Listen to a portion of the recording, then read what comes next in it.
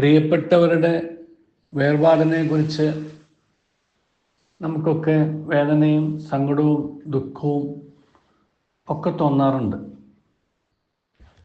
അവസാനം ആ വേർപാടിനെ കുറിച്ച് അവരുടെ പ്രിയപ്പെട്ടവരോട് നമ്മൾ പറയുന്നത് വേർപെട്ടു പോയവരുടെ ആത്മാവിന് നിത്യശാന്തി ലഭിക്കട്ടെ എന്നാണ്.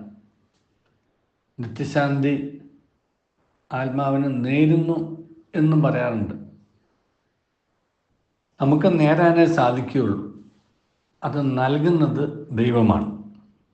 ദൈവത്തിൽ വിശ്വസിക്കുന്നവരാണ് എന്നുണ്ടെങ്കിൽ അവരല്ലേ ആത്മാവിന് ശാന്തി തരികയുള്ളൂ. അല്ലാത്തവരെ സംബന്ധിച്ചിടത്തോളം അങ്ങനെ ഒരു സംഭവം ഇല്ലല്ലോ. നമുക്ക് നേരാൻ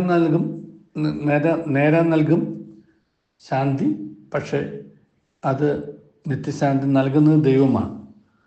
ആ ദൈവത്തോട് മനുഷ്യരെ കണക്റ്റ് ചെയ്യുക എന്നുള്ളതാണ് മതങ്ങൾ ചെയ്യുന്നത്.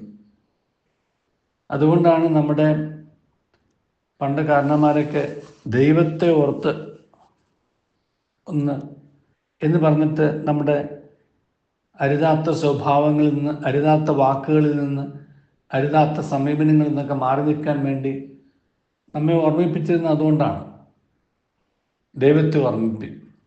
അപ്പോൾ ദൈവത്തെ ഓർമ്മിപ്പിക്കുക എന്നുള്ളത് ദൈവത്തിൽ വിശ്വസിക്കുന്നവരുടെ ഒരു ഉത്തരവാദിത്തമാണ്.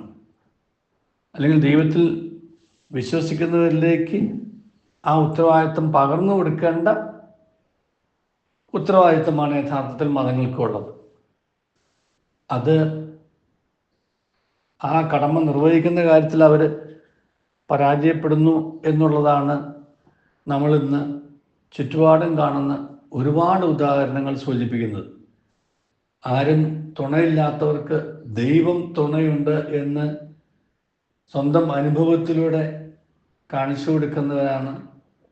കൊടുക്കേണ്ടവരാണ് മത നേതാക്കന്മാർ. പക്ഷെ അവർക്ക് ഇന്ന് തുണയായിട്ടുള്ളത് ദൈവമല്ല എന്ന് അവരും ജീവിതത്തിലൂടെ മറ്റ് പല വഴികളിലൂടെയും കാണിച്ചു കൊടുത്തുകൊണ്ടിരിക്കുകയാണ്. അതുകൊണ്ട് തന്നെ പല മനുഷ്യരും കൈവിട്ടു പോകുന്നു. ചിലപ്പോൾ ഒറ്റപ്പെട്ട് കൈവിട്ടു പോകുന്നു, ചിലപ്പോൾ ഒറ്റപ്പെടുത്തി അവർ നഷ്ടപ്പെടുകയും ചെയ്യുന്നു. ആ ദുരന്തം ഇന്ന് നമ്മൾ ചുറ്റുപാടും കാണുന്നുണ്ട്, ഒരുപാട് പേര് കാണുന്നുണ്ട്.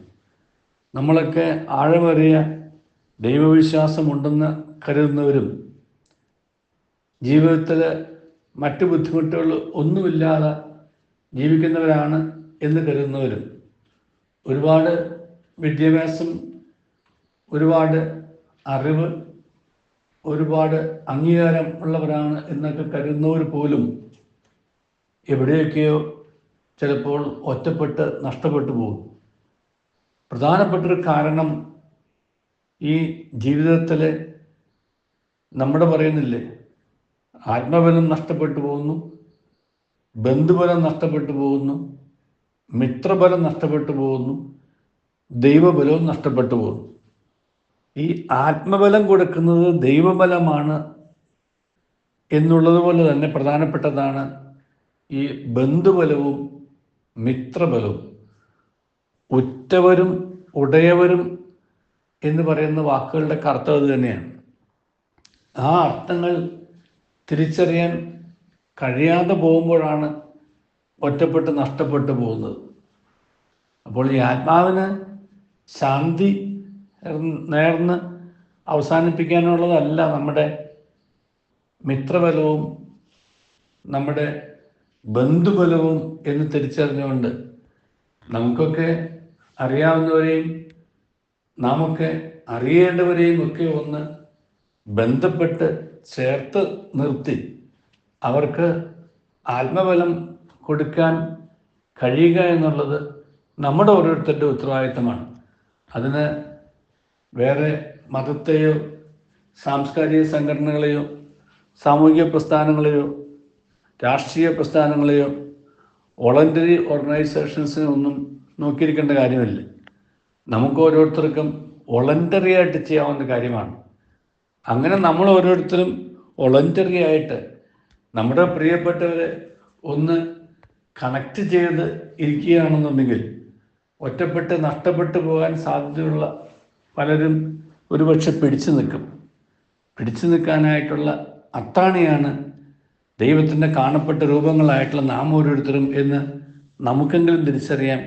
ഉറ്റവരെയും ഉടയവരെയും നമുക്ക് അങ്ങനെയെങ്കിലും ചേർത്ത് നിർത്താം. ആരും തുണയില്ലാത്തവർക്ക് ദൈവം തുണയാവുന്നത് നമ്മളിലൂടെയാണ് എന്നുള്ള തിരിച്ചറിവ് നമുക്ക് ഓരോരുത്തർക്കും ഉണ്ടാവട്ടെ. അല്ലാത്ത പക്ഷം ഈ ശാന്തി നേരുക എന്നുള്ള ഒരു ഫോർമൽ അവസ്ഥയിലേക്ക് നമ്മൾ മാറും.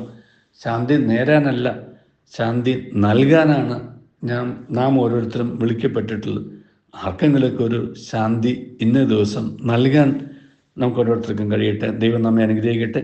നല്ലൊരു ദിവസം എല്ലാവർക്കും നേരുന്നു.